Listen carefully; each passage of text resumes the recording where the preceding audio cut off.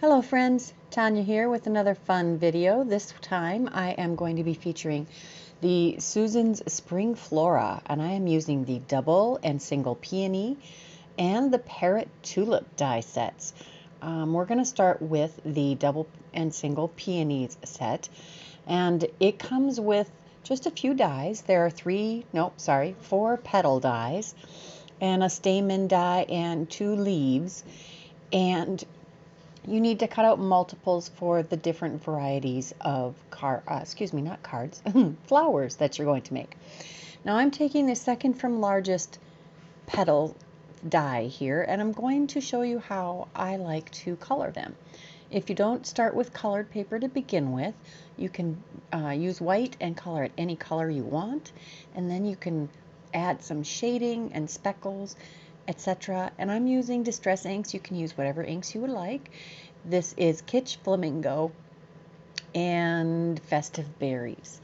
Now I've inked both sides because you can see both sides, and I'm spritzing it with a little bit of pearlized water to get some fun speckles and sparkliness.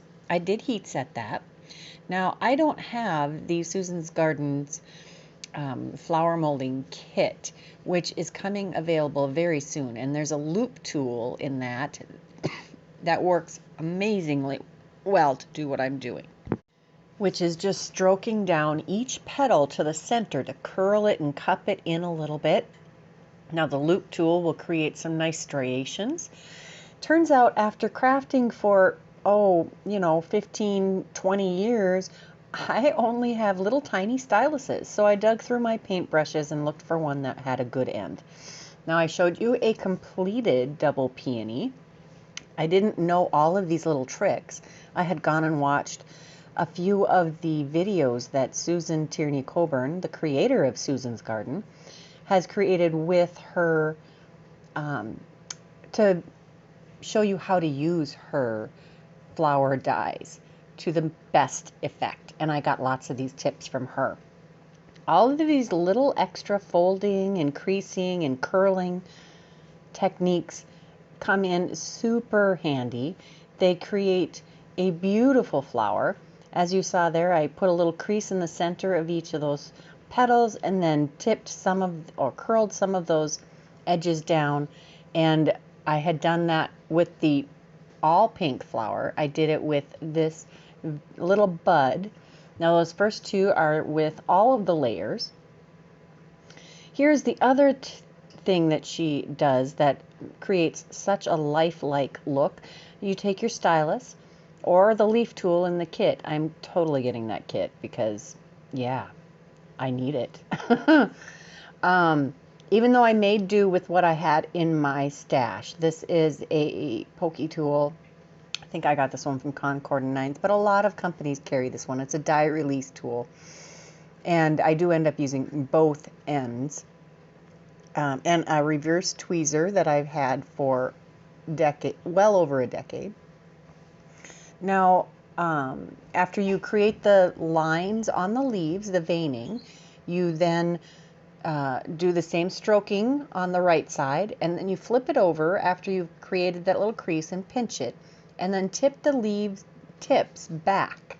Take the little tips and curl them back. This is part of the stamens. You take a scissor and snip down the center of each of those stamens to create more stamens, so it's more finely detailed. And then I'm going to take some glue and put it on the tips of all of those little stamen ends all the way around. You could have a little puddle of glue, that's how Susan does it, and stick the tips in the glue. I don't want to have a puddle of glue because I will make a mess. And then you're going to dip it in some pollen. Now this is a paper product. It's pretty inexpensive. It comes in a little plastic envelope, but I pour mine into some containers. If you've been crafting for very long, you probably have some empty embossing containers, or you can purchase containers. I would rather use something I already have, and I happen to have those. So I dumped them in, and it's easy to dip your flower stamens into that fluffy stuff. and then it creates a super realistic center. So I'm going to cup those stamen centers, and you saw me do a yellow one. These black and white ones are going to go in the center of that little tiny bud on the far right there. And I'm actually using this not quite as shown. These aren't necessarily peonies.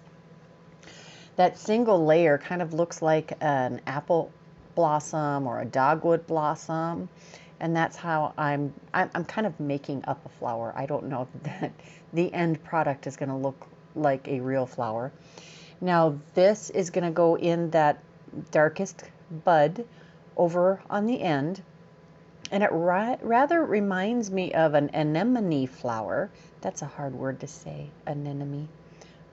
And I think it's absolutely gorgeous. Just because it says it's a peony doesn't mean you can't make it look like something else. I don't think peonies have little tiny blossoms. I love that this makes a whole variety. As you see, I did roll up that center one. I didn't even talk you through it. I just rolled it. Now we're going to do some Parrot tulips, and they are super simple. There's two petal shapes and 3 leaves. The calyx on this one, that's that little green star part, is the first layer. It goes on the bottom. And this is how I work with a colored cardstock. You can still add some coloring and shading to a colored cardstock. You're also going to do the same with the leaves. Now the veining on the previous leaves was like branch-like. You want down the center and then diagonally towards the edges. With tulips, you're going to drag your stylus down the length of the leaf. Whoops, sorry. We're back to the petals. So again, same stroking motion to create that curled and striated petal. And you're going to only need 2 layers to create a single flower. And I do this whole pile of petals at once. I only use 2 flowers on the end product, 2 of these Parrot tulips, which are these delicate ruffled edge tulips that are a little smaller, I think, than the regular, not ruffle edged tulips. So I found a smaller paintbrush.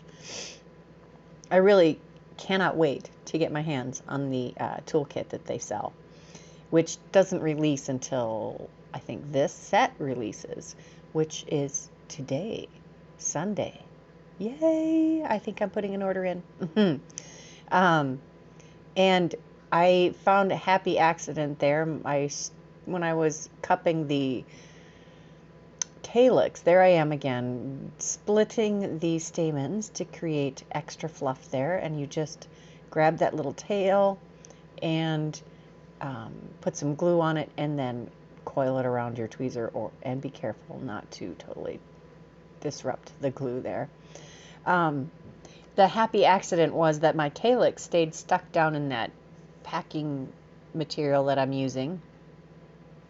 And so I just kept sticking the next layers into it. It didn't work out perfect. When I pulled it out, the calyx started to come loose, so I did end up re-gluing it. It does work pretty well on a flat surface or something that isn't quite so deep and squishy.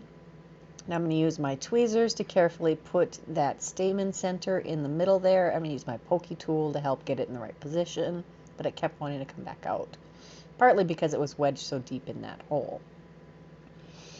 And there is one finished petal section.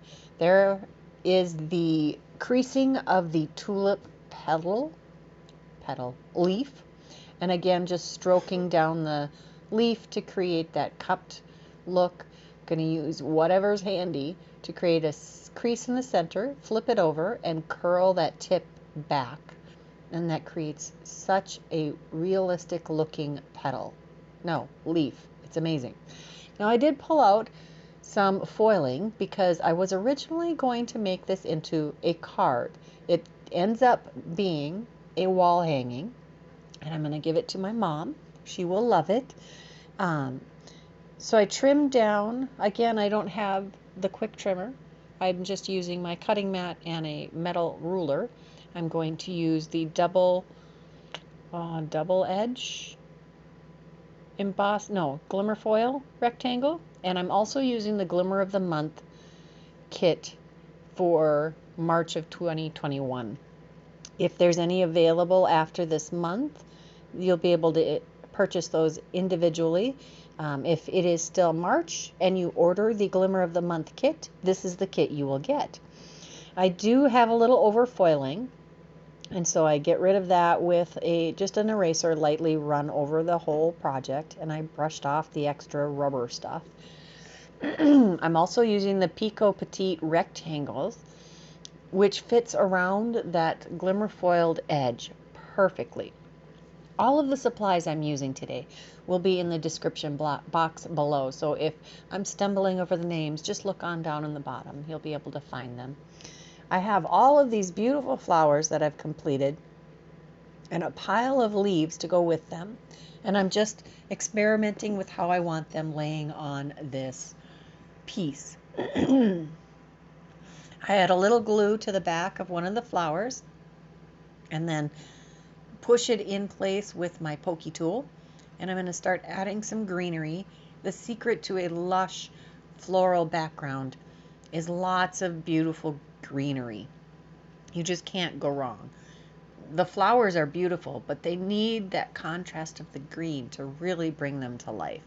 So I start with that single layer, which who knew that a single layer of a flower could be so beautiful? I think that double peony set is one of the most versatile of the flower sets because there's so many flowers that start or end with those style of leaves or petals. Now I am just tucking in some of the tulip petals. I keep calling them petals. They're leaves. And my made up anemone flower. And I'm just going to keep adding and making this fill out. I do eventually go back and grab, I had gotten 2 other flower sets with the autumn reliefs. Well, actually 1 flower and 1 foliage set. I got the foliage and ladybugs set and the, and I'm going to pronounce it right, Gaillardia set, which is a many petaled flower, and I created a yellow flower and I created a bunch of more filler, including one that could be alyssum or something with lots of little tiny white flowers, and added those in there too. Then I went through my stash and found some paper that was white on white embossing and an 8x10 frame, and I popped that in there, and I'm going to give this to my mom who lives in a nursing home, who will need a little bit of brightening in her life. Who doesn't? I hope you enjoyed this video. I hope it helped you see that you could create some beautiful flowers of your own. These would make amazing home decor and cards, and I can't wait to see what you all make with them. If you haven't subscribed to my channel, take a moment now to go ahead and click that subscribe button, and be sure to check out the description box below for all of the supplies used today. Until next time, bye-bye.